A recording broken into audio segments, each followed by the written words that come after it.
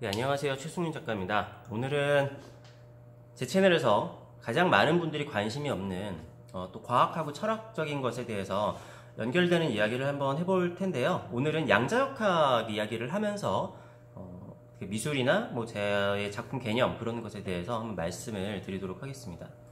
사실은 제가 이야기를 하는 반대 법칙이라는 것 자체가 어떻게 보면 빠져나가기 굉장히 좋은 소재예요. 뭐만 하면은 거기에 대한 반대가 생기고 반대가 생긴다고 하기 때문에 그런 경우가 있죠. 왜 한 입 가지고 두 말 하냐. 그런 경우가 생기기도 하고 어떤 경우에는 제가 이런 측면이 있고 그러니까 항상 반대적인 측면이 있기 때문에 A라는 측면이 있으면 B라는 측면이 있기 때문에 제가 어떤 영상에서는 A를 언급하지 않고 B를 언급을 하게 되면은 댓글로 그런 경우들이 왕왕 생기는데, 야, 너 어떻게 B만 생각할 수 있냐? A라는 게 당연히 있지. 야, 그런 것도 생각을 못하는 역시 최승윤 멍청하구만, 이렇게 얘기를 하시는 분들이 실제로 멍청할 수도 있어요. 그런데 언제나 이거를 얘기를 한다는 거는 이거를 염두에 두고 이야기를 한다는 거죠. 아니면은 이 A라는 것 자체도 사실은 어떠한 측면에서 보느냐에 따라서 사실은 반대적으로 보일 수 있는 상황이 있어요. 마치 태계 유황 선생님이 머슴 A랑 B의 머슴이 왔을 때, 야, 네 말도 맞고 네 말도 맞다 하니까 머슴 두 명이서 그렇잖아요. 아니, 제 말도 맞고 얘 말도 맞으면 도대체 누구 말이 맞은 겁니까? 근데 사실은 이게 제가 여러 번 언급을 드렸었지만, 현대사회에서 예를 들어서 어떻게 보면은 사회주의냐 자유민주주의냐 이런 것은 상황에 따라 다른 거잖아요. 어떤 경우에 절대적으로 뭔가가 좋은 게 있을 수도 있겠지만, 그런 경우보다는 어떤 경우에는 이게 괜찮고 어떤 경우에는 이게 괜찮지 않아서 같이 가는 경우가 있어요. 같이 가는 경우가 사실 대부분이에요. 우리가 마치 들숨이랑 날숨 중에서 어떤 게 좋은 것이냐 라고 이야기를 한다라고 했을 때, 어떤 사람은 들숨을 내쉬는 게 중요하다라고 할 거고 어떤 사람들은 날숨을 하는 게 더 중요하다라고 할 수 있겠지만, 사실은 둘 다 중요한 경우가 많죠. 자, 이게 무슨 양자역학이랑 어떠한 연관관계가 있느냐, 저도 그것에 대해서 전문가는 아니기 때문에 그렇지만 양자역학에 대해서 뭐 간단하게 이야기를 좀 일반인들이 알아듣기 쉽게, 저 같은 일반인들이 알아듣기 쉽게 요약을 해서 얘기를 하자면은, 그러니까 18세기쯤에 제가 알고 있기로 좀 누군지 이름이 기억은 안 나는데, 어떤 사람이 빛이란 어떤 것인가에 대해서 증명을 해낸 사례가 있었죠. 사실 많은 사람들이 그 전까지는 빛이란 어떤 존재인가에 대해서 의문점들이 많이 있었는데, 그 사람이 실험을 통해서 빛은 파동이다 라는 것을 밝혀냈어요. 물론 파고 들어가면 복잡한데 일단은 빛은 파동이다 라고 이해를 하시면 될 것 같아요. 자, 구멍에 빛을 쏘았을 때 이것이 파동의 형태로 나아갔다는 거죠. 그래서 구멍을 두 개를 뚫게 되면은 이 파동이 만나가지고 겹쳐지는 부분이 생기고, 이렇게 간단하게 이해를 하면 그렇죠.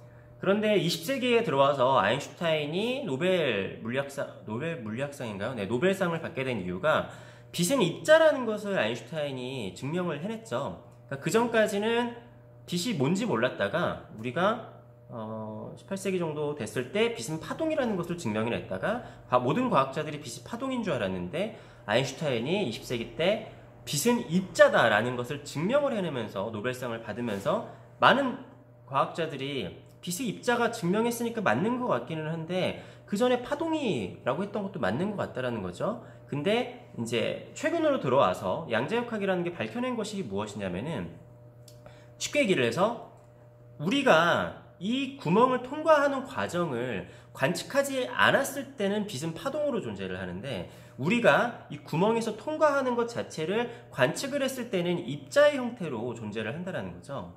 자, 모든 물체는 파동이든 아니면 입자든 둘 중에 하나로 존재를 해야 되는 건데, 근데 이것이 어쩔 때는 파동이고 어쩔 때는 입자인 거예요.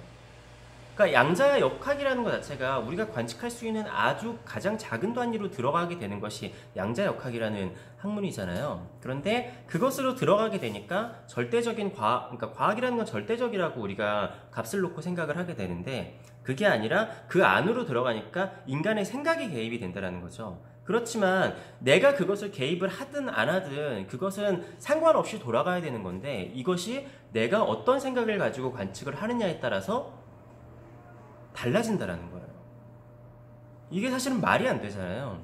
어떻게 보면은 인간의 의식 수준으로는 이해가 안 될 수도 있는 영역이라고 생각을 합니다. 그렇기 때문에 우리는 어떠한 일에 대해서 야, 둘 중에 하나를 네가 스탠스를 정확하게 해라, 아니면은 야, 둘 중에 뭐라는 거야 좀 확실하게 정해라, 이렇게 생각을 하잖아요. 근데 이것에 대해서는 제가 예전에 너무 많이 얘기를 했기 때문에 다시 길게 얘기를 하지는 않을게요. 근데 사실은 그 애매모호한 상황인 경우들이 많이 있고, 정치인들도 내가 공약을 걸었고 자기의 그 정체성을 이야기를 했었는데, 시간이 지나면서 사람은 어떻게 보면 변하는 게 당연할 수도 있어요.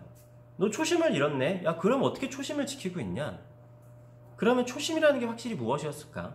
사람은 언제나 상황에 따라서 달라진다라는 말인 거죠.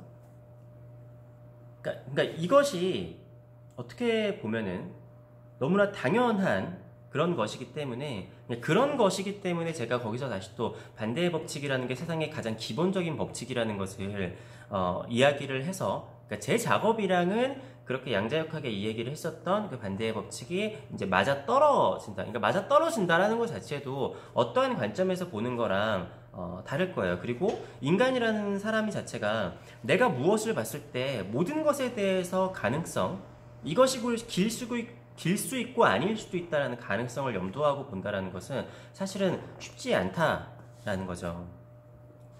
그러니까 그런 관점에서 봤을 때는, 자, 빛이라는 것이 파장으로 이게 좀 어려운 얘기인데 더 들어가자 보면은, 그 얘기를 나온 김에, 빛이라는 것이 파장으로 존재할 수도 있고 입자로 존재를 할 수도 있다라고 하면은, 내가 지금 가지고 있는 이것 자체가 존재를 할 수도 있고 존재를 하지 않을 수도 있다라는 이야기가 될 수가 있는데, 여기서 다시 무의 지점과 유의 지점, 뭔가 존재한다, 존재하지 않다라는 것으로 나뉘어질 수 있는 거죠. 왜냐면은 이 물질이 존재를 한다라는 것은, 이건 아인슈타인이 증명을 해낸 건가요? 자, 모든 것은 아주 작은 것들이라고 할지라도 이것들이, 빛이 이것들을 서로 쉽게 얘기하면 밀어내고, 빛이 서로를 인지하고 있기 때문에 이것이 있는 건데, 그러한 경우에는, 자, 우리가 이렇게 만지고 있고 관측하는 경우에는 이것은 빛은 입자의 형태로 있게 되겠죠. 그렇지만 우리가 불을 끄고 내가 지금 이쪽을 보지 않고 있는데, 이쪽을 보지 않고 있었을 때, 내가 관측을 하지 않고 있었을 때 이것이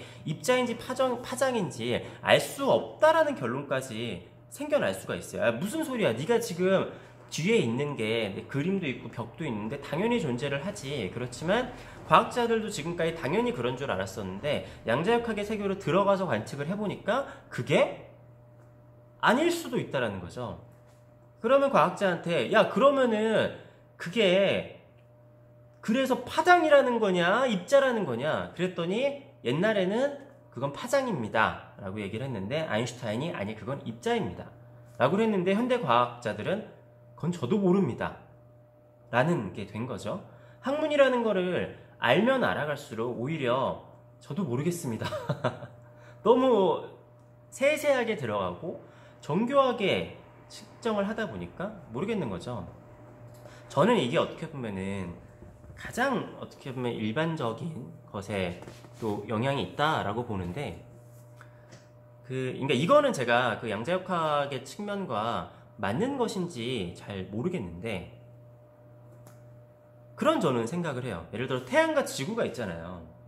자, 우리는 태양에서부터 적절한 거리에 떨어져 있기 때문에 지구가 우리가 생명체가 살 수 있는데, 태양하고 지구 사이에 온도는 높지 않아요. 그렇죠? 그러니까 지구하고 태양하고 금성이 있잖아요. 금성이 훨씬 뜨겁잖아요. 태양이랑 가까이 있으니까. 그런데 그럴 때, 자, 태양하고 지구하고 사이에 제가 서 있다라고 봅시다. 그러면은 저도 뜨거워져요. 근데 지구하고 태양 사이에는 어떻게 보면 아무것도 없다는 얘기예요. 우리가 복사 에너지라고 하는데, 이 에너지가 이렇게 가는 게 아니라 에너지가 가다가 뭔가가 부딪혀야지만 뜨거워져요.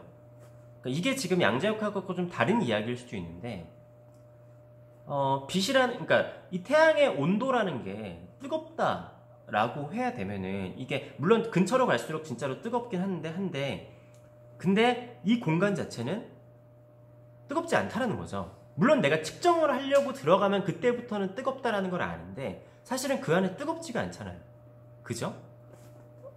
저는 이게 더 들어가게 되면 너무 복잡해지는데, 제가 지금 소설을 쓰고 있다는 얘기를 했었나요? 아니, 소설이라기보다는 세계관에 대한 이야기인데, 이것이 아주 인간적인 것부터 시작을 해가지고 세상의 시작과 종말에 대한 이야기를 하고 그러한 게 될 텐데, 그것 안에도 들어가는 이야기가 될 거예요. 또 디지털과 아날로그에 대한 이야기가 되는데, 그러니까 이게 들어가게 되면은 어떻게 보면은 우리 세상이 디지털 세상과 비슷한 그런 측면으로도 생각을 해볼 수 있다라고 하거든요.